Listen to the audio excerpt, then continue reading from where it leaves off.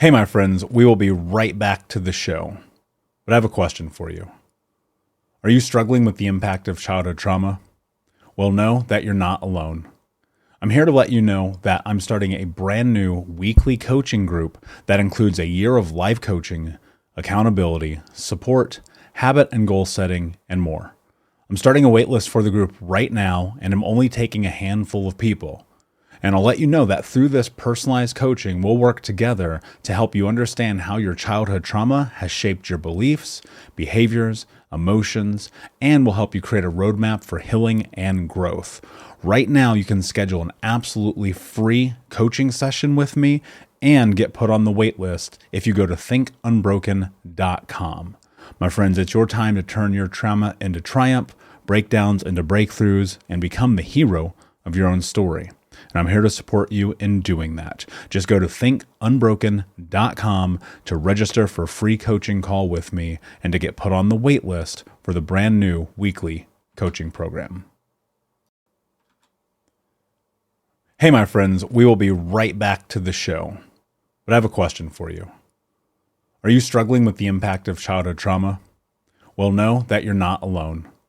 I'm here to let you know that I'm starting a brand new weekly coaching group that includes a year of life coaching, accountability, support, habit and goal setting, and more. I'm starting a waitlist for the group right now, and I'm only taking a handful of people.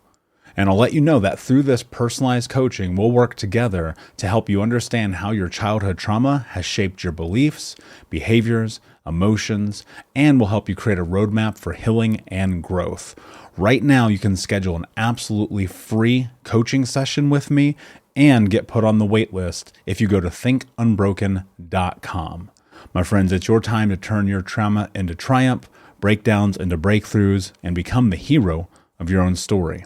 And I'm here to support you in doing that. Just go to thinkunbroken.com to register for a free coaching call with me and to get put on the wait list for the brand new weekly coaching program. You're listening to the Think Unbroken podcast, and I'm your host, Michael Unbroken. I'm an author, speaker, coach, and advocate for adult survivors of childhood trauma and abuse. In this podcast, you will learn how to transform your trauma into triumph, turn breakdowns into breakthroughs, and go from victim to being the hero of your own story. You can learn more at thinkunbrokenpodcast.com, and of course, check us out on Apple Podcasts and Spotify at Think Unbroken Podcast. Growing up, like you, the only thing I witnessed was violence, suffering, pain, hurt, abuse, buy here, pay here places, repos, working at Taco Bell, getting fired, bill collectors calling, getting kicked out, being evicted, living with 30 different families. You just gave me goosebumps. You're literally talking my whole childhood. And I'm witnessing this, and so many people who are listening right now, they have been through that as well. But when you are faced with becoming who you are, everything must become different, but you're programmed to be the version of the person that you were. Right. How did you step through that? Hank, I'm telling you. So to give you even more context on that, he introduced me to network marketing. In network marketing, they said it's a compensation plan with a personal development plan with what is it? They call it a personal development program with a compensation plan attached to it. So changing myself for the sake of changing myself was never the goal. I wanted to get rich because I didn't want to do manual labor. Like I'm telling you, bro, that was the motivation. The reason's the reason. I love it. Right? Yeah. So I'm in this conference in Las Vegas for this company, this network marketing company, and this guy gets on stage and he tells this rags to riches story. And I'm like, that's possible? Like, that was the light bulb moment for me. I'm like, that's possible. And they said, the size of your business will be determined by the size of the man or woman you become. And then he starts introducing me to Jim Rome, and Jim Rome's like, work harder on yourself than you do your job. Spend more time working on you than you do whatever it is that you're doing. So I was just naive enough to believe what they were saying. They said, in order to get to this mountaintop, to multiple 6 figures a year, 7 figures a year, It's about who you become as a person. I was just dumb enough to believe that. So I became magnificently obsessed with personal development. I read, and I really couldn't read. I mean, even up until last year, my wife had to sit down and really teach me how to read. Wow. So yeah, I'm a 38-year-old man who just learned how to really read last year. So people say, well, Steve, how'd you go through so many books? Audiobooks. Same. I have thousands of audiobooks that I would just devour through. And I've probably invested anywhere between $500,000 to $1 million in myself over the last 20 years. Every dime I have ever made, I put back into myself or into my business. Because again, reading personal development. What was it? The Benjamin Franklin? You pour your money into your mind, and your mind will pour your purse into your mind, and your mind will pour into your purse. Like all these little sayings that they had, I was just dumb enough to believe them. So I just kept going and kept going and kept going. And I would get so far until I got introduced to really deep work. It makes me think of the law of the lid from John Maxwell. Exactly. Right. And it's like, you can only go so far on your own. You can only go so far with specific mentors. You can only go so far with specific information and education. You have to be willing to go to the next level. Yeah. And for me, same, dude. It's so wild. Like, I have invested more money, more time, more energy into personal development, into self-education, into growth than anything else. And to be honest with you, most days I'm still like, I don't know what the hell I'm doing. Right. And so what came to mind as you were saying that is it's brainwashing, right? You're effectively being indoctrinated into a shift, into possibility. There's something that people don't talk about enough, though, about conferences and events. I believe that when you are in those rooms, you're being exposed to possibility.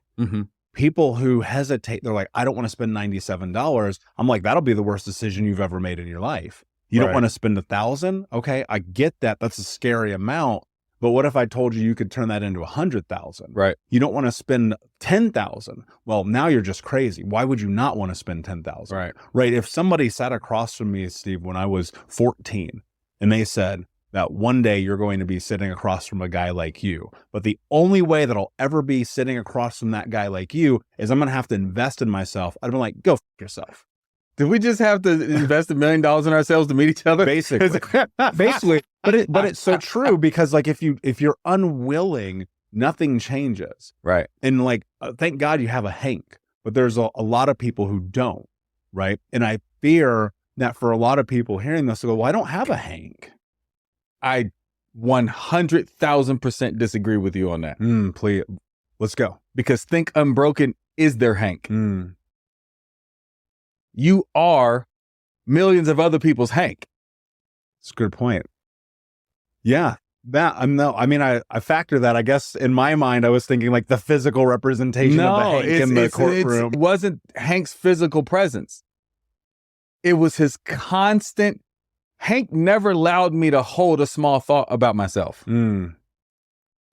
That's powerful. That's why our relationship was really contentious. We didn't talk for 17 years. Why?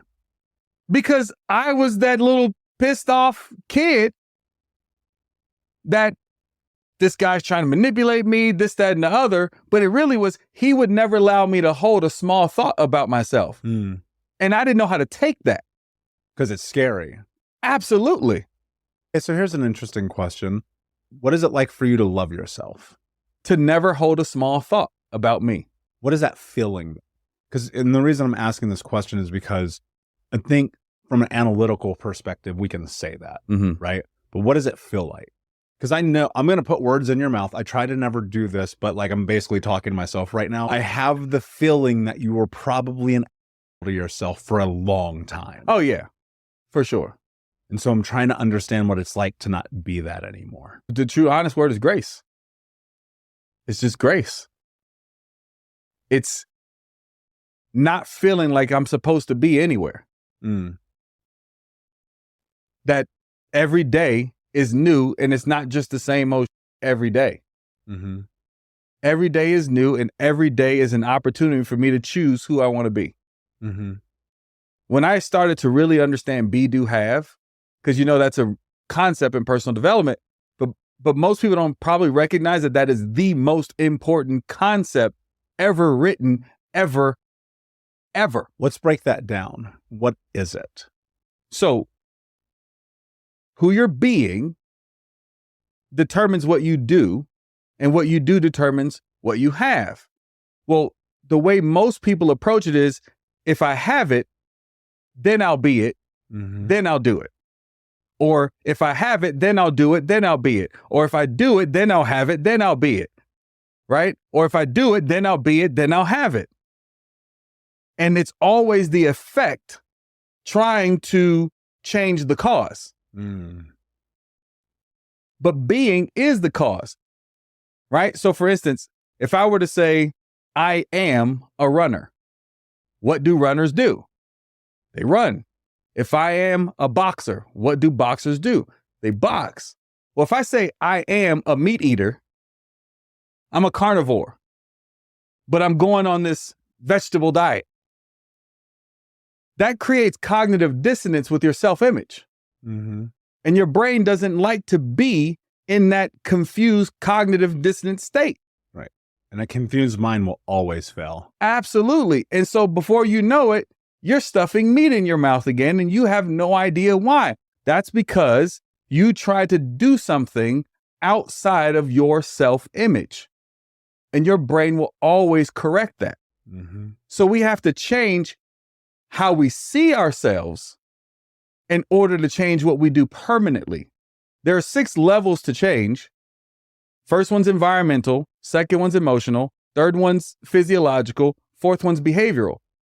Those first 4 are all temporary. And most environments we go into only talk about those first 4 because they get the quickest result, and you feel great when you leave out of there. But if we don't change our belief system and our self-image, then we will always revert back to doing what we were doing. So for me, not becoming that was first choosing to be grace. And the more that I get deep into just understanding life is it's just about this present moment, right? The past is over. Like there's nothing we can do about it. But the future, it hasn't happened yet. Even in I don't even know what we're going to talk about in 30 seconds. You know what I mean? And it's like right now, here we are together, but people are so terrified of this moment, and they lack gratitude. They lack self-awareness. They lack the understanding, like this is it. It's not the cars and the clothes and the houses. But there's also something about, like you mentioned, like you didn't grow up rich. You didn't grow up wealthy. I would argue the vast majority of the people listening to this show did not. And many of us come through this tremendous amount of childhood trauma, tremendous amount of abuse, neglect, heartbreak, devastation.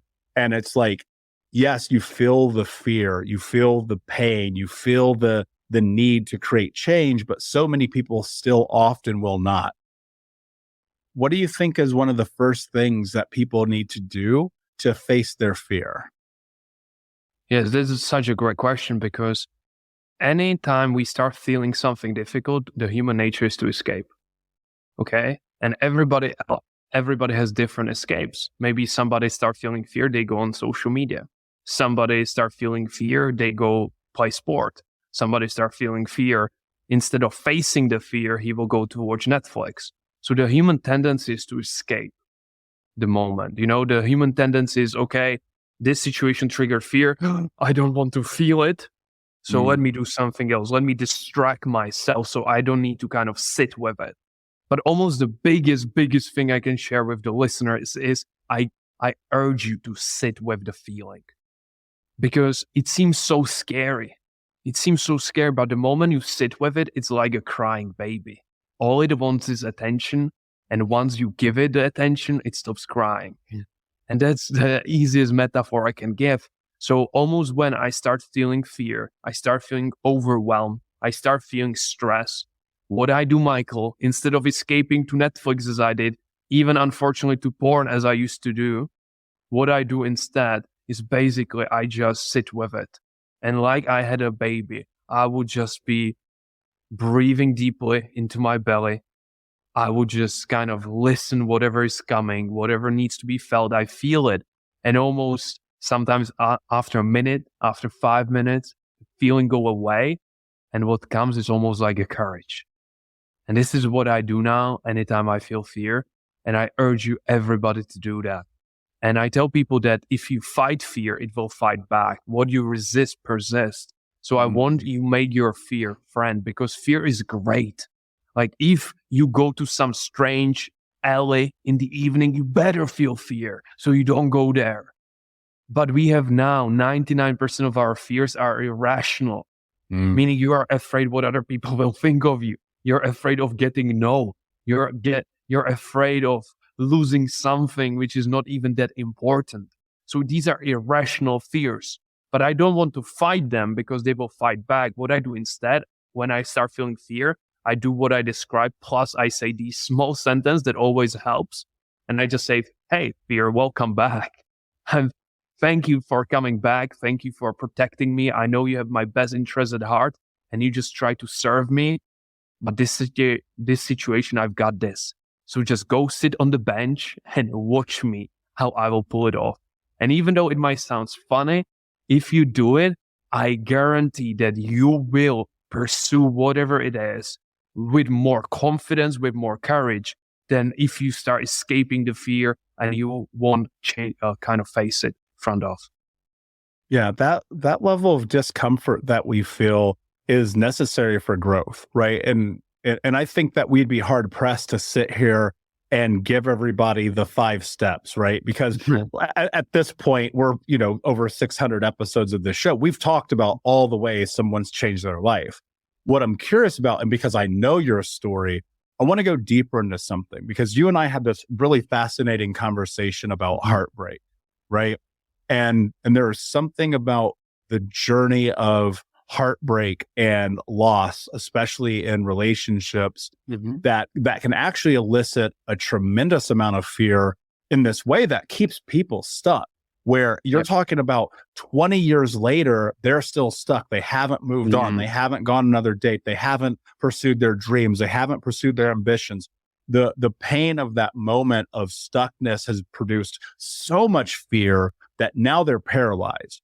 And what you just said, like in an analytical sense, makes a lot of sense, right? Because you're sitting here, you're looking at it, you're like, okay, cool. Thanks, fear. Go sit on the bench. I got it. Blah, blah, blah. But there's also the reality, right? And I know that you had this massive, massive heartbreak.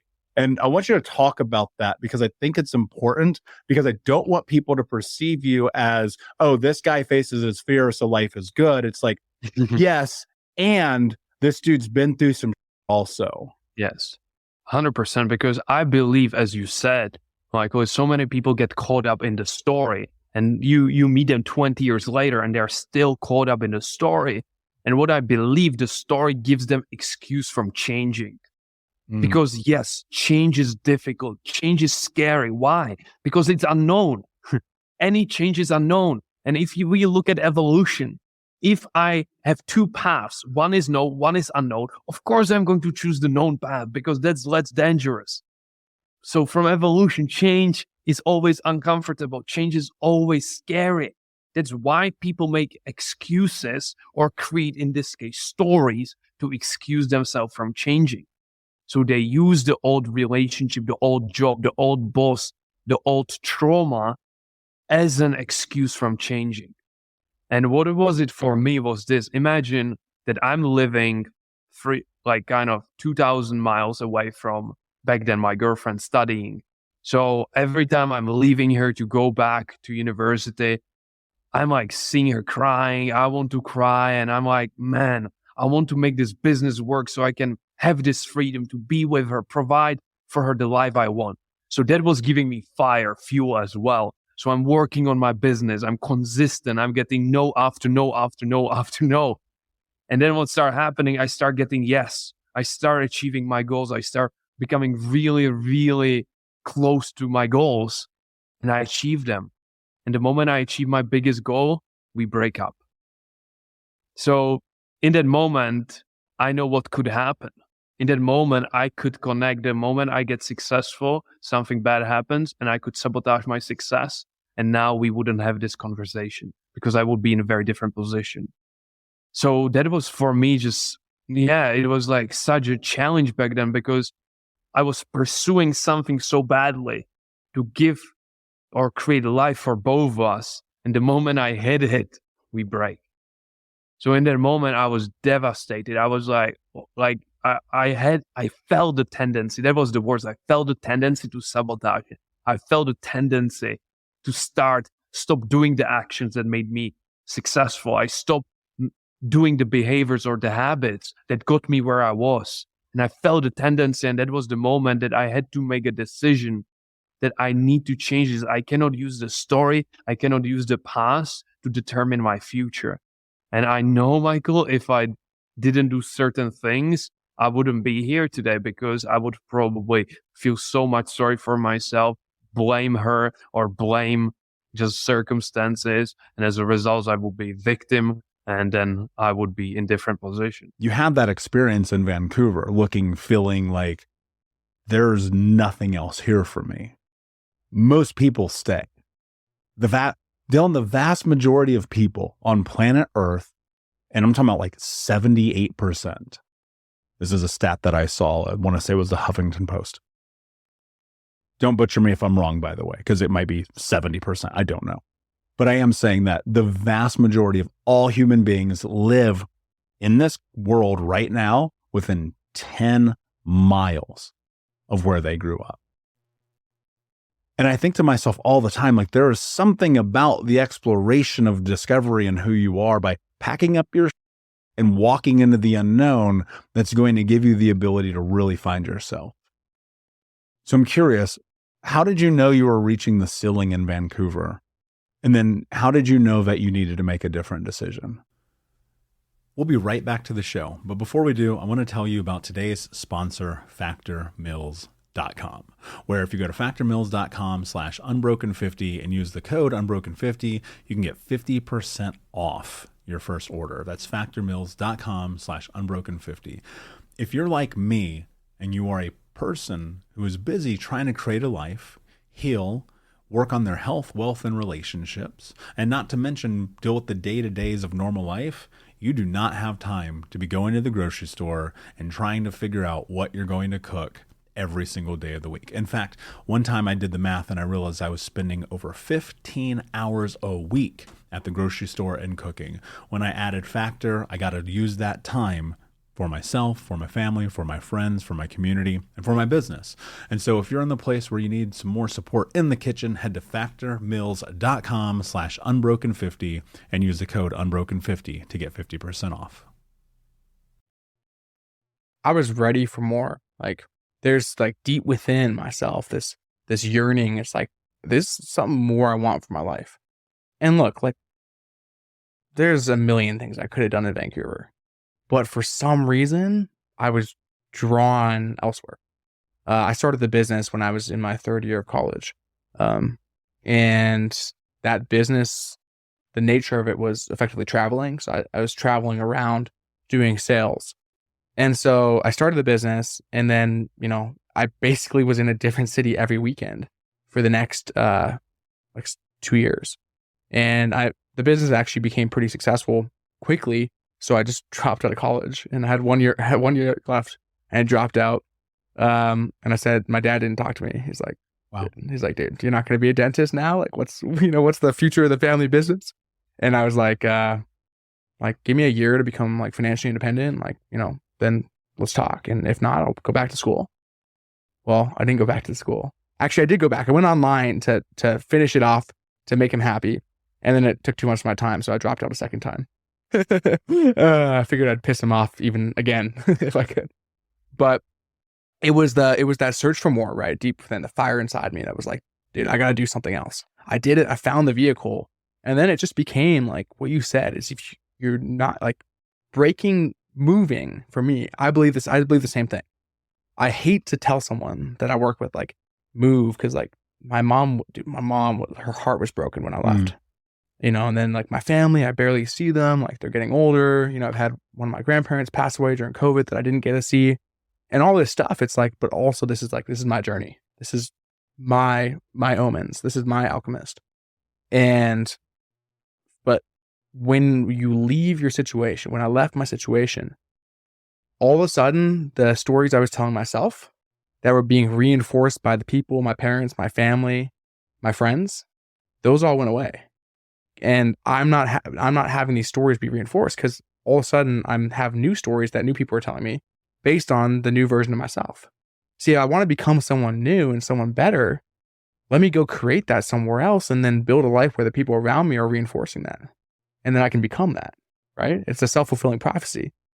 And it's not the fake it till you make it thing. It's like, just go be someone different and you'll attract those friends in those social circles. And it's like, now I'm like, it's way different. But I don't think my social circle and the people I surround myself and my network would be as high level if I stayed in Vancouver, because I would have been hanging out with the guys I went to the, you know, bar with. I would have been hanging out with my old friends. Like that would have been my circle and it would have stayed that way.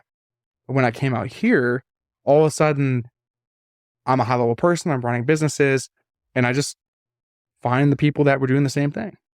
And then through that, one thing happens that's positive and we just keep stacking the positive traits. So yeah, I totally agree with that. Probably close to 25th city I've lived in around the world in the last 10 years. From all over Asia to South America to the West Coast to the Midwest and everywhere in between, because I'm constantly in seeking of the thing that I know is out there. And I think people get caught up because it's like and I'm curious if your father really truly stopped talking to you over that, because people get stuck in this idea of creating and fulfilling the prophecy that's predetermined from other people. And that feels so dangerous to me. And maybe I'm contrarian. Maybe it's also because I had absent parents and I was out in the streets when I was 8 years old doing crazy shit. But part of me really truly feels like the stories, you said that a moment ago, the stories that we hear from our community, our family, the people closest to us, like, dude, these are stories they tell us to protect us. But all they're doing is stopping us. It's fascinating to me when I really look back and think about how many people in the world are dentists right now, and they hate themselves. They hate their lives. They're always living into the dreams of other people. Maybe it's their father. And that's a level of combat, like emotional combat, that is painful. It is cutting. It gets you in this way where you can't even really understand how to navigate the world. But yet for some, you said, I still am going to do this.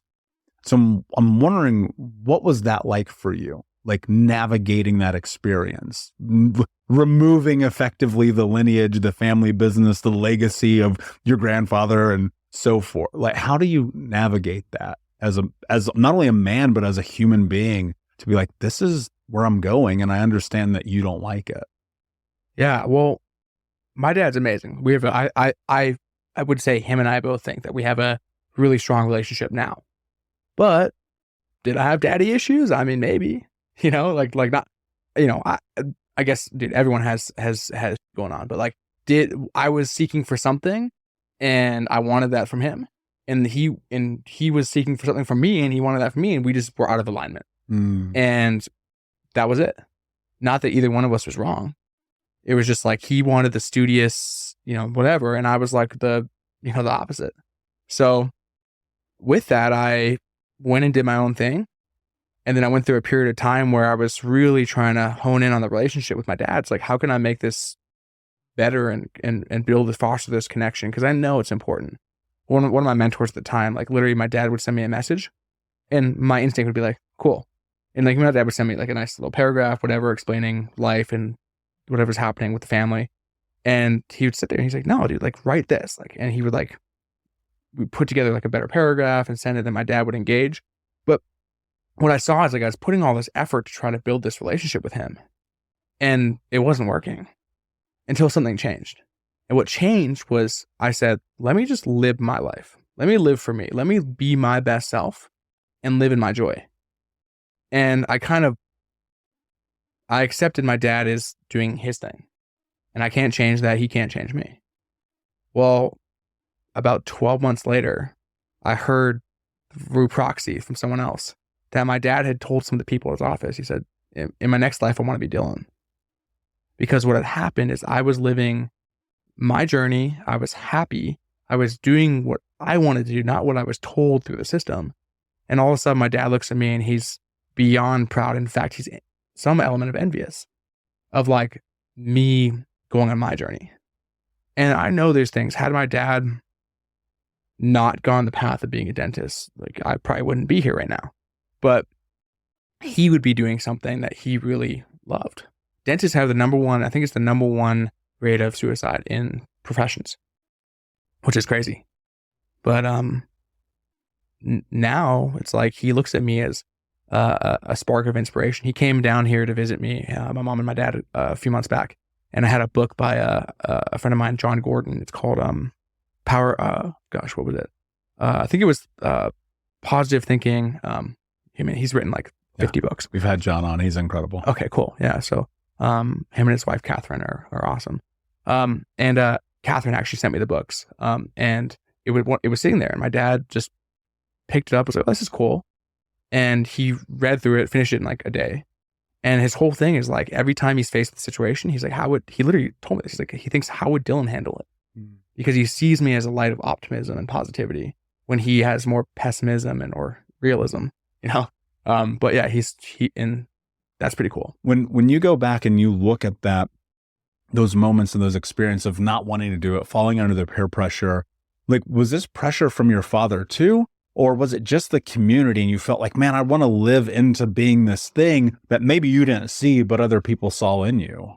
You know, I will say that my dad was always supportive of whatever I wanted to do. He never pressured me into doing that. It was more so community pressure in that instance. You know, my parents were both my parents are very hardworking people. My dad still to this day is the hardest working person that I know.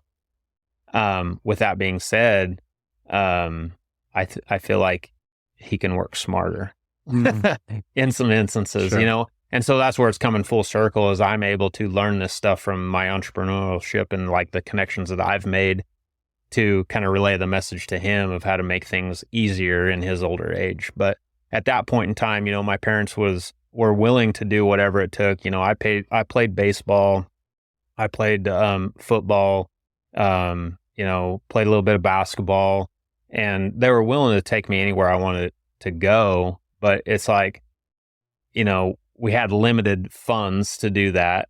So we, you know, like I remember in the rodeo career, like there's people that it's expensive to rodeo because you got livestock, right? You've got equipment and stuff like that. It's not like if you want to go play basketball, go buy a basketball and some sneakers and some shorts and stuff like that and try to find a crew to hang out with and learn from and then work your way up the ladder. Like rodeo, it's like, I mean, a bareback rigging costs $500. Shaps cost, well, I just bought it's different now. I just bought my son a new pair of shaps and that cost $2,500. Holy crap. I mean, it's ridiculous just for a pair of shaps.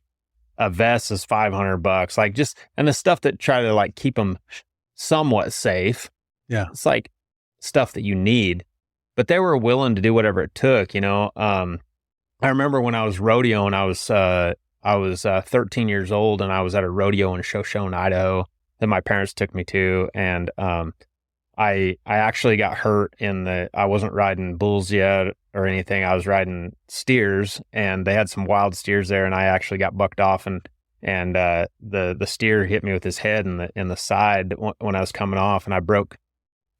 At the time, it happened so quickly, you couldn't see it. You didn't know what happened. Like if we've got it on video actually still this day, but it just happened so quickly, you didn't really know. And I come from a tough background. My dad was raised very tough. And my dad, you know, he said, you know, I said, man, I'm hurt.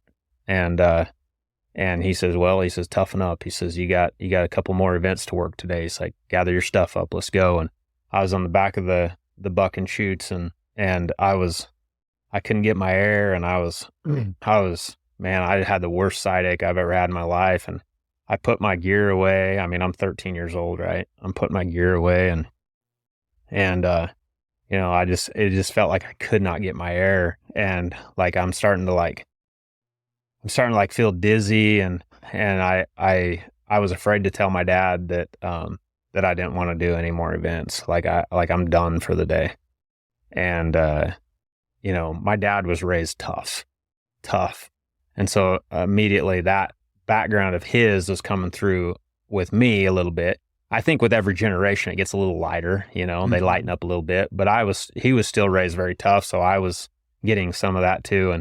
And he says, you know, he says, let's go. He's like, get your horse saddled. Like, let's go. You got a rope here in a little bit. I told my mom, I was like, I don't feel very good, Mom.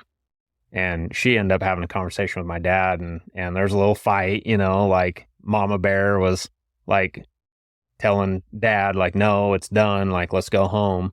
And of course my dad was upset and we gather the horses up and we're headed back home and I'm laying in the back seat and I just had the worst side ache I've ever had in my life. And I start feeling lightheaded and my mouth was getting, you know, dry and my mom was getting nervous and her sister was a nurse, an ER nurse here in Las Vegas, actually. So we live up in Idaho. My mom's from Las Vegas, so all of her family lives in Las Vegas.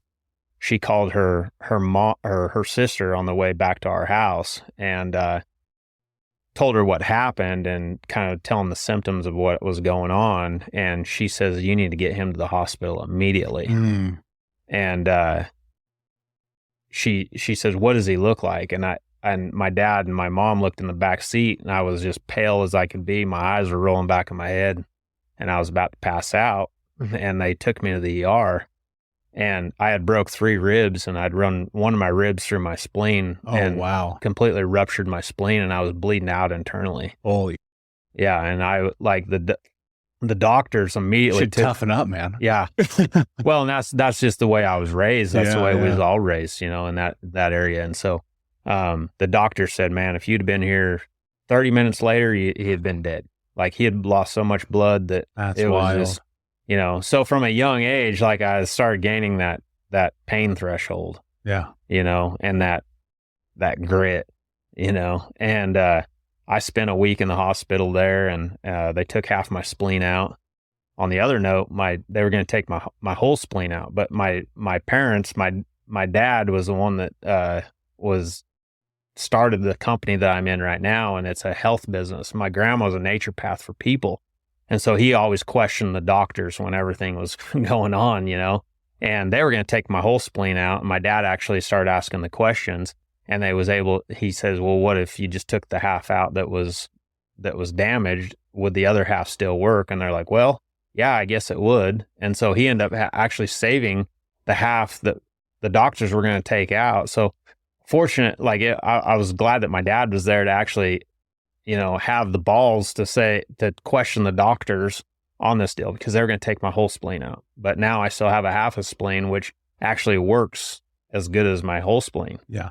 You know, so it's like a catch-22 there a little bit. Wild, man. But that was my first experience with you know, adversity in that industry. Yeah. You know, it makes me think, I remember I had this high school football coach and he would always ask us this question. He'd be like, are you hurt or are you injured? Yeah. And man, in all fairness, like I don't have children. I will never let them play football. Like if I do, never. Because dude, I remember one time I was playing and it was our senior homecoming game. We were getting stomped. My friend Sam played for the opposing team. They ended up winning a state championship. And Sam, to this day, I still talk to him. I love this guy. Smokes me, blindsides me. Like, dude, I'm seeing stars. I'm upside down. I'm like about to throw up in my mouth. 100% all the signs for a concussion, right? Yeah. Come out of the game for one play, get some water. Coach goes, are you hurt? Are you injured?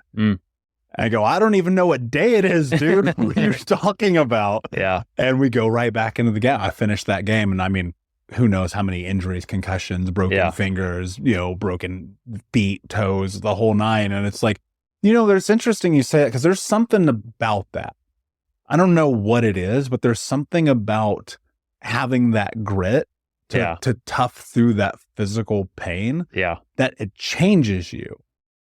Like, I don't know what it is. And I don't wish it on people. I don't want people to get hurt. Like, it sucks. I mean, it happens all the time. We're humans. We're going to get hurt. But there's something that creates resiliency in you. It's engaging a piece of your mind that you've never engaged before. I truly believe that. There's a lot of people in this world that have never had to go to that depth. It's crazy, like, I don't know what it is. Like, I have a lot of friends I've never been in the military, but I have like a lot of friends that are ex-military guys. And it's just like, they're like, dude, like, and they're like, you're one of the guys that we connect with that has never been in the military.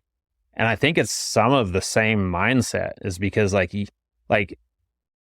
if you're out in war and you're getting shot at, or you're, like you get an injury, like, you can't just be like, hey, time out. Like, I'm going to get off the field. Like, you got to finish a job. Right. And the same in rodeo. Like, if you get hurt and you're in the middle of a war, or you're in the middle of a fight, nobody blows a whistle and says, hey, everybody stop. Like, you got to get out of the fight before you get some relief, And so it's kind of the same mindset a little bit.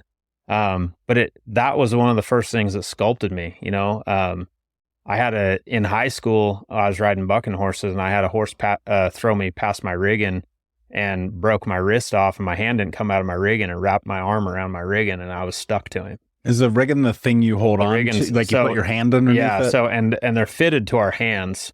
So they're tight, it's hard to get them out. Right. And so I broke my wrist off there, and, I ended up coming back the next day and roping.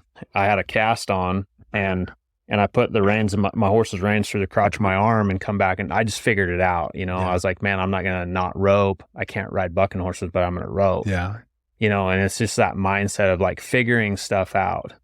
And then, that was like the first things that come, like, these little injuries along the way is what creates the mindset of fortification for business. Yeah. Of figuring out. Thank you so much for listening to Think Unbroken. Please share this episode with someone who could use it and help us move forward in our mission of ending generational trauma in our lifetime. And if you would, please take 5 seconds to pop on iTunes or Spotify, hit that 5-star, leave a review, and you can also reach out to us on social at Michael Unbroken or at Think Unbroken. And of course, you can check out our YouTube channel at Think Unbroken. Thank you for being a part of Unbroken Nation, my friends, and until next time, be unbroken. Hey, my friends, we will be right back to the show, but I have a question for you. Are you struggling with the impact of childhood trauma? Well, know that you're not alone. I'm here to let you know that I'm starting a brand new weekly coaching group that includes a year of live coaching, accountability, support, habit and goal setting, and more. I'm starting a waitlist for the group right now, and I'm only taking a handful of people. And I'll let you know that through this personalized coaching, we'll work together to help you understand how your childhood trauma has shaped your beliefs, behaviors, emotions, and will help you create a roadmap for healing and growth. Right now, you can schedule an absolutely free coaching session with me and get put on the wait list if you go to thinkunbroken.com. My friends, it's your time to turn your trauma into triumph, breakdowns into breakthroughs, and become the hero of your own story. And I'm here to support you in doing that. Just go to thinkunbroken.com to register for a free coaching call with me and to get put on the wait list for the brand new weekly coaching program.